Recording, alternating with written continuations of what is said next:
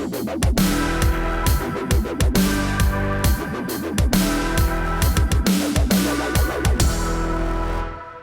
Clinton collapsed in New York City a couple of weeks ago, and now she's stumbling in the polls. Hi, everybody. I'm Steve Green with Bill Whittle and Scott Ott, and this is the right angle on Hillary's pole dance.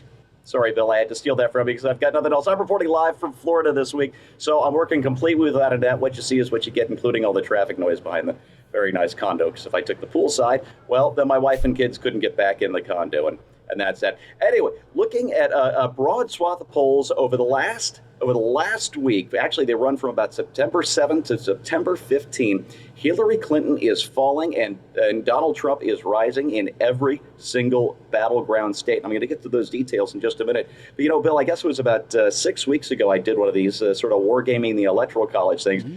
And Donald Trump had such a steep hill to climb in the Electoral College that it looked like a virtual lock for Clinton just back in August, just 5 or 6 weeks ago. And now, right now, Trump is behind, but Hillary has gone from a lock on over 250 Electoral College votes to just 200. What do you think explains her fall?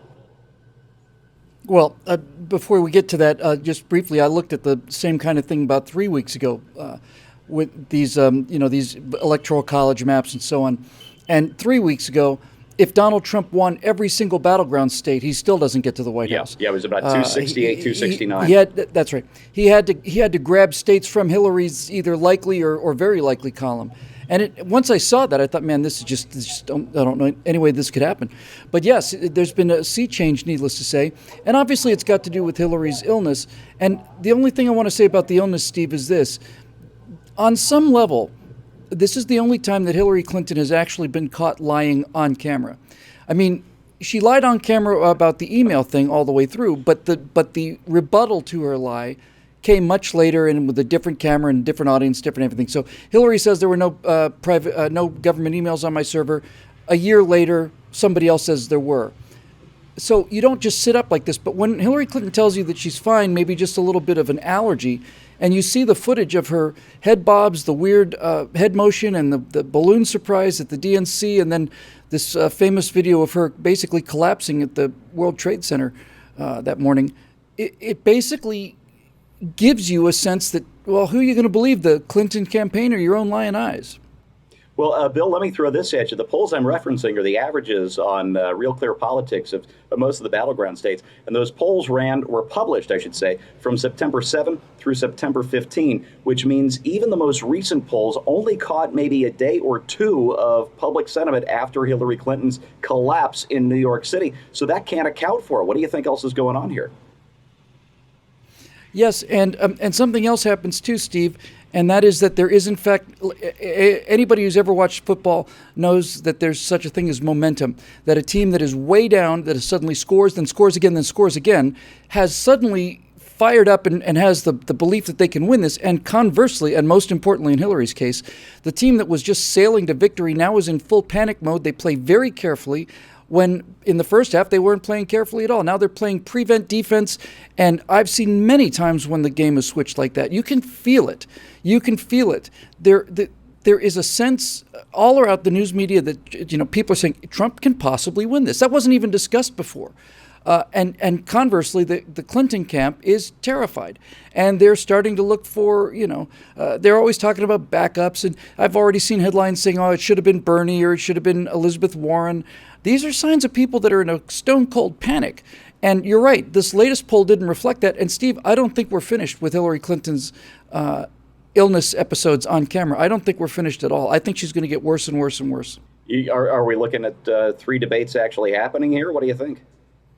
Well, that you have to ask yourself now the question that the Clinton campaign is asking themselves all the time, and that is, which is the worst optics? Is it worse optics to pull the candidate off the campaign trail for 7 days, or is it worse for her to go out there and have some of these symptoms show up? If Hillary Clinton cancels the debates, she can't do it. There's no legitimate reason to do it.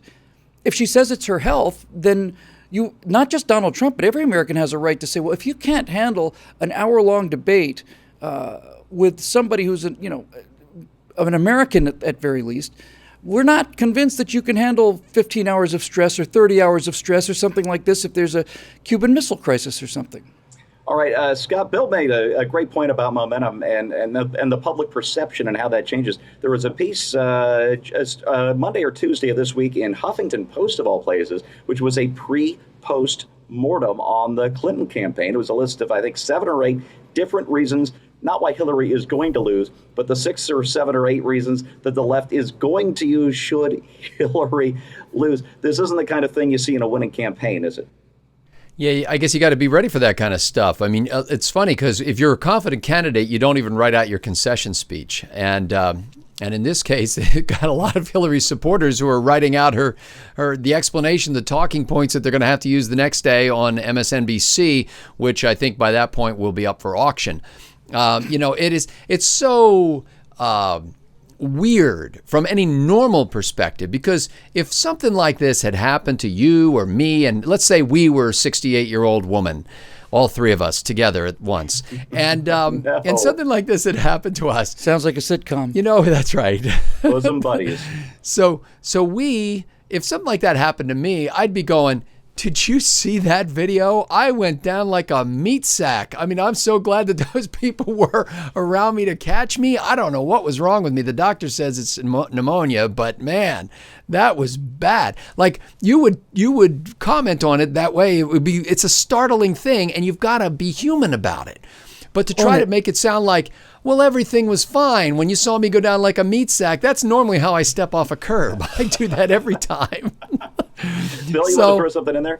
Oh, I'm sorry, Scott, go ahead. No, go ahead, Scotty. No, I was just going to say, like because of that, her disingenuousness is killing her when all that's required for her to frankly stampede Donald Trump is just to appear like the one legitimately honest candidate in the race. Which she's incapable of doing. When I say constitutionally incapable, I mean it's her personal constitution is incapable of telling the truth. Yeah. This next firewall that I'm just writing now is on this health thing, but they always lie, and they always they always start with the least dangerous lie or the least damaging lie, and then they work it back, walk it back. If she, as Scott had said, if she'd come out and owned it, just owned it, then she not only would have been cleared on the worry, but she would have generated some sympathy as well. All right, Scott, there is one swing voter that Clinton is going to get, apparently. George H.W. Bush leaked through a Kennedy that he'll be voting for Hillary Clinton in November. I got to ask you, though, do you think maybe Bush is trolling the Clinton campaign? Because when a Bush says that, aren't actual red meat Republicans going to go, well, that's just another reason to vote for Trump? Yeah, I think if like every mainstream establishment Republican would come out in support of Hillary Clinton right now, it would be a landslide for Donald Trump. Yeah. I mean, now, in defense of President Bush, former President H.W. Bush, his spokesperson said that President Bush is a private citizen, and 50 days from now he will vote like a private citizen in the privacy of the voting booth, and he is not campaigning for or announcing, anybody what his vote is. So, however, who are you going to believe? The former director of the CIA and President of the United States, or Kathleen Kennedy Townsend? Well, that's a tough call on some days. Maybe not today, though. Look, folks, I put together the map here, and if we want to travel from west to east, the swing states where Clinton has either gone from a lock to an advantage, or from an advantage to a toss-up, or from a toss-up to Trump having a slight lead. We've got on that kind of lengthy spread there: Nevada, Arizona, New Mexico, Colorado, Georgia, North Carolina, Virginia, Iowa, Wisconsin, Michigan, Ohio, Pennsylvania, New Jersey, Connecticut, New Hampshire, and Maine, with a total of 174 electoral college votes. It's not to say the election's over. If the election were held today, we have no idea which way these things would swing, because we just don't have enough information yet. That said, when Hillary Clinton collapsed in New York City, right there on the sidewalk about 10 days ago, she had a couple of burly men there who right there to catch her. Who's going to catch her when she collapses in the polls? And that is the right angle on Hillary Clinton's pole dance, made possible by the paying members of BillWhittle.com. Thank you so much for your support, and thank everybody else for your time. We'll see you next time.